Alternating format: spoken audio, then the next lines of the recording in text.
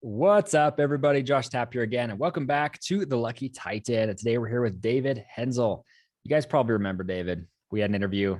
We just looked. It was like 13 months ago from the time of this recording. But I'm super stoked to have David back. It's going to be exciting to have him back because this guy, we rocked the mic last time. You all had a really high opinion of what he's doing over at upcoach. So I'm excited to really see what's been happening over the last year, how you guys have been growing, David, and then, obviously keep this kind of free flowing and everything. And you're all going to have to excuse my lighting today. My light just went out. Got to order another one. Got to love that. So always exciting. Luckily, most of you listen on audio and not video. So David, let's kick this off, man. So upcoach, right? A year ago, you were really kind of just getting into the launch phase. I think you were in beta about a year ago. Is that correct? Yes. So how has launch gone? That's the first thing. It has been gone really good. Initially, I can't really remember, 13 months ago. So we had this initial group of coaches that we got in, and then we kind of shut the door and said like, okay, we're just going to focus on those to kind of build something that actually works for them. Because I did this mistake before, just like scale, and then you kind of get overwhelmed with feedback and blah. So we really want to build this right for the people that we had in. And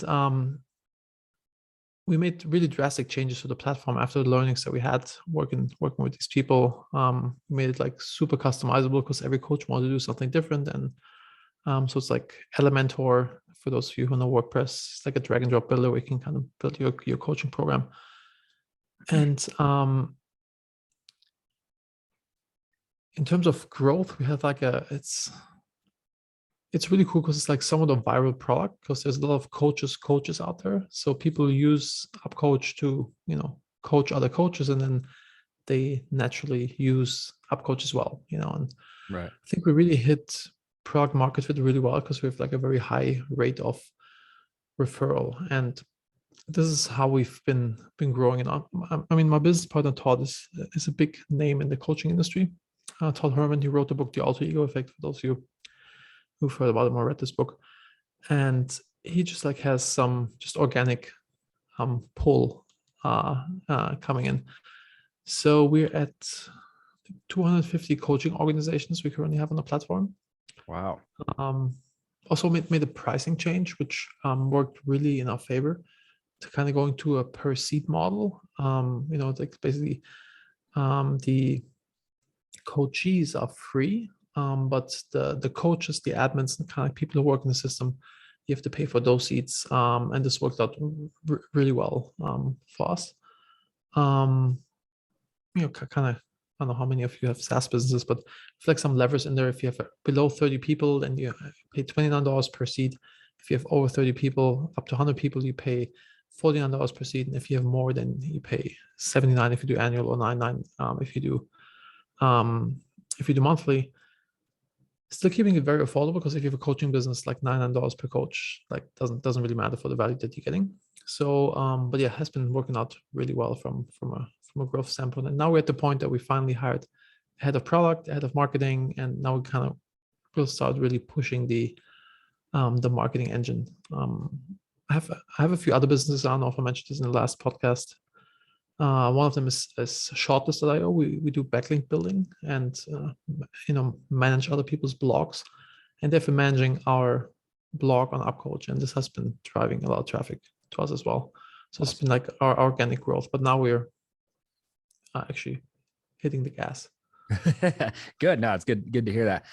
And I don't know if I've ever met an entrepreneur who doesn't have at least 3 companies at any given time, right?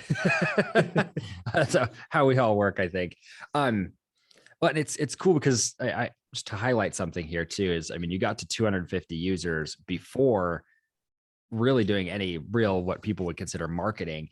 And I'm kind of curious about this with you, because I mean, how did you get those initial 250 users?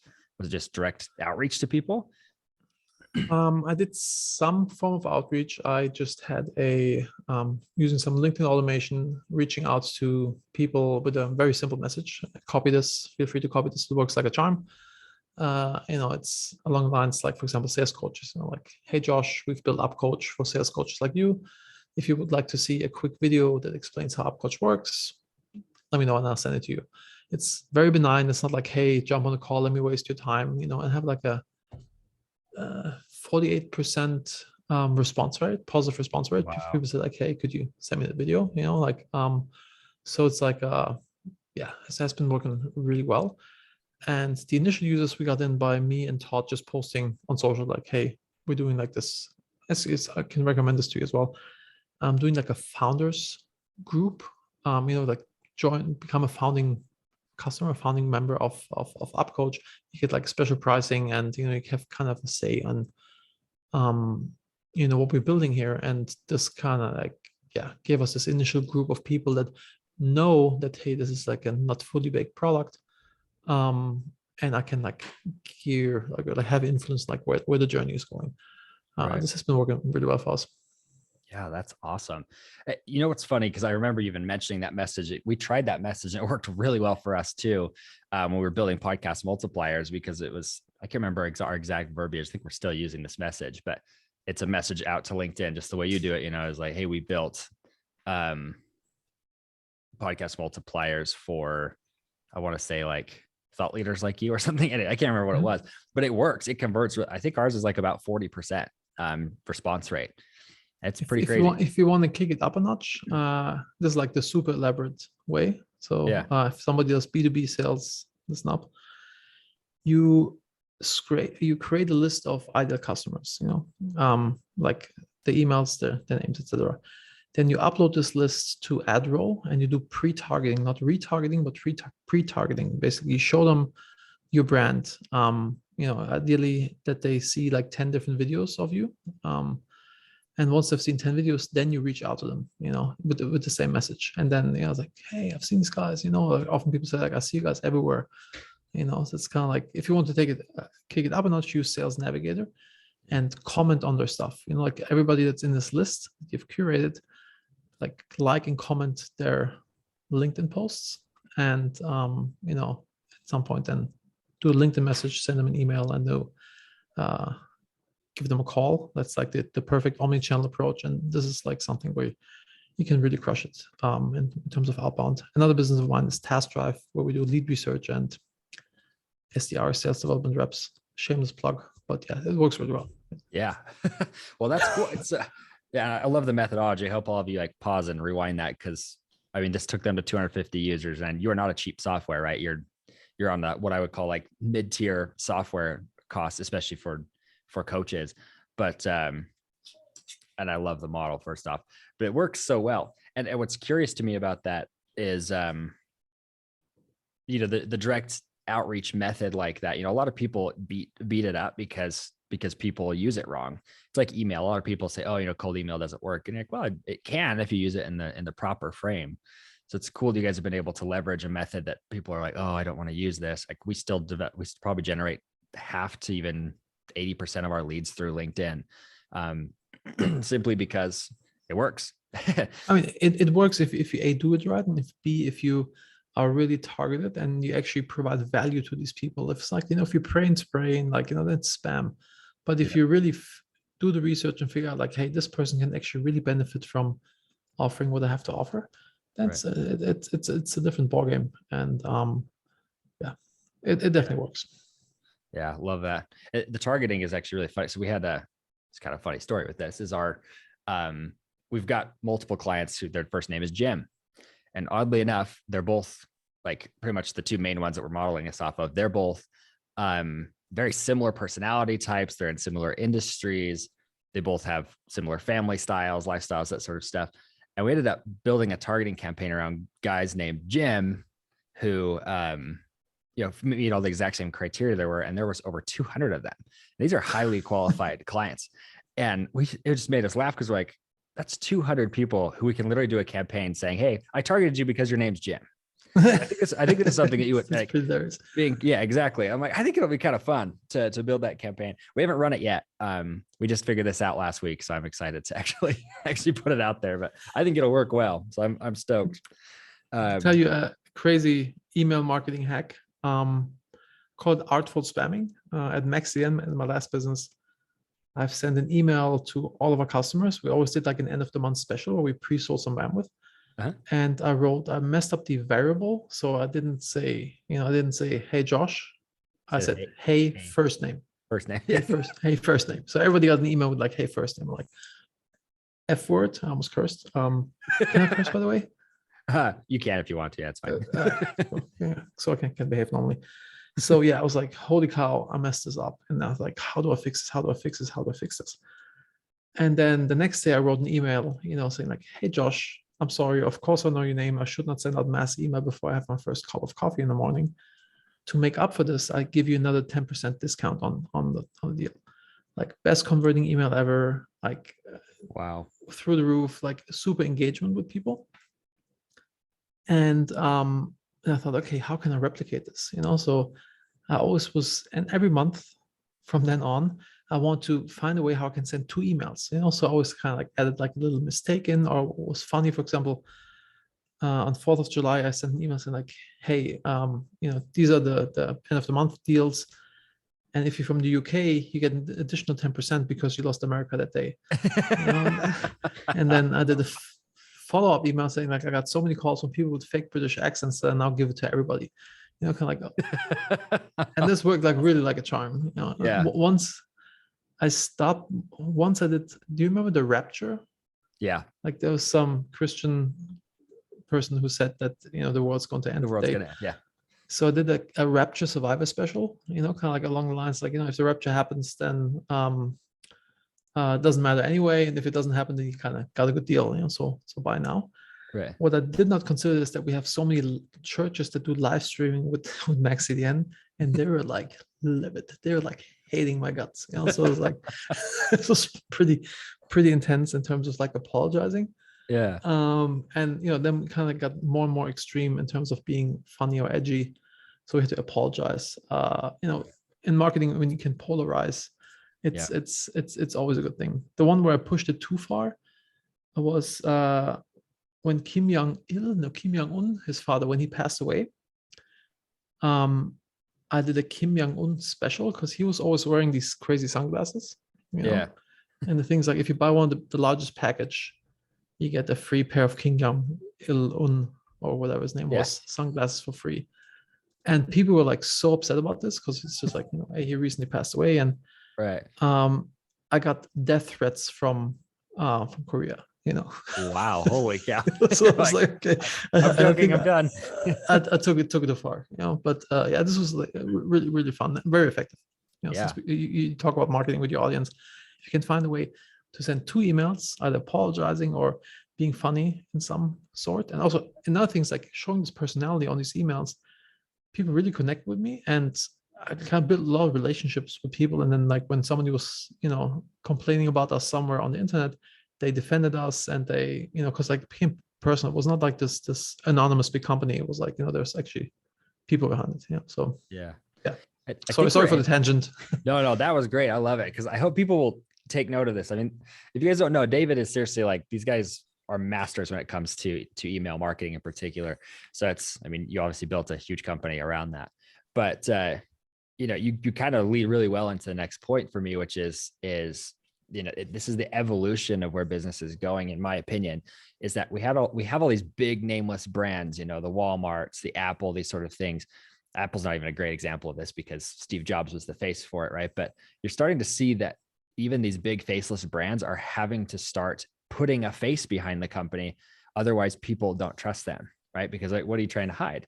And so I think it's going to be really intriguing to see this next generation of companies that are going to find that even though they are big companies, are going to always be backed by a big name who's the face of the company. It's not just it's not like, oh, hey, I'm employing Shaquille O'Neal to be our marketing rep, right? It's like, who's the owner? Who owns the company? I think the best example lately that I've seen was the T-Mobile USA CEO.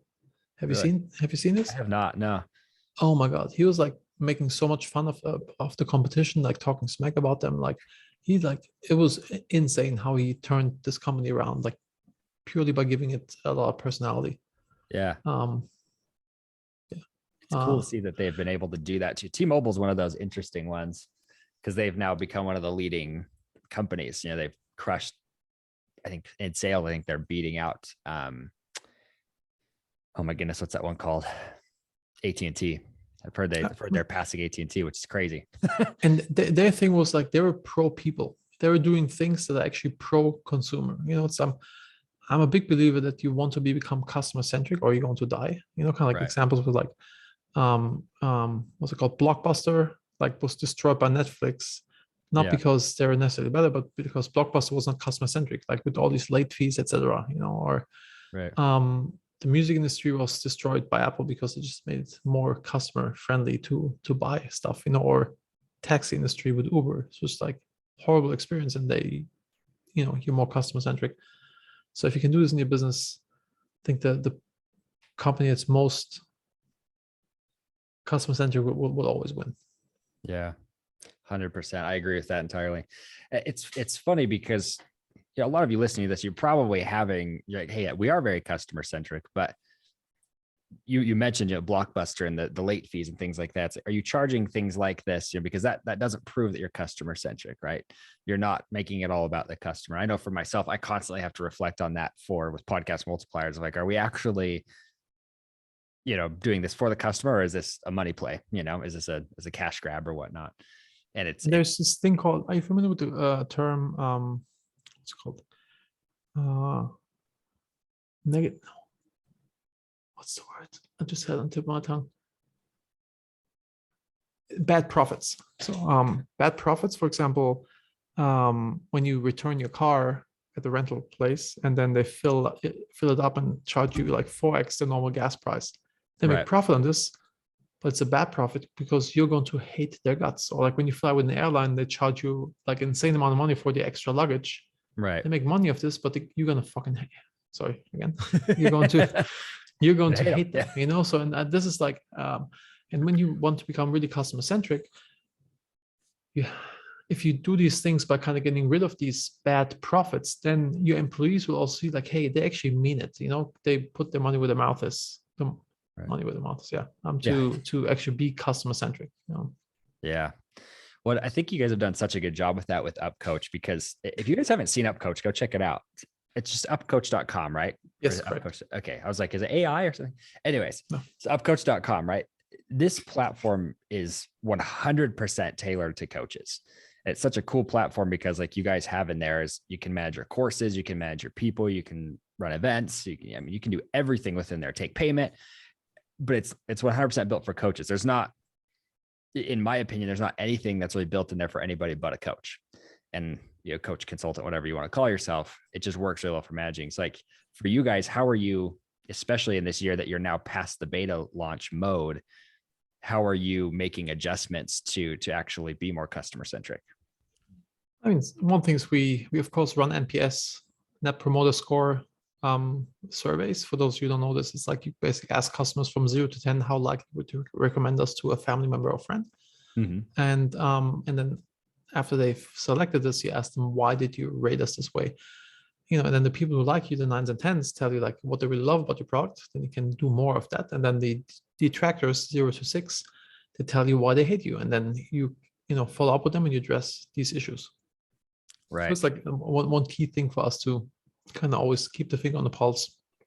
Yeah. To see how can we do better, and then also being like doing lots of customer interviews and, we're big on customer success. So our customer success team really helps people to set up their stuff, or kind of like even checking in to how people build their programs in upcoach, and then proactively reaching out saying like, hey, we saw you use this and this, you could also build it that way, or have you thought about doing this?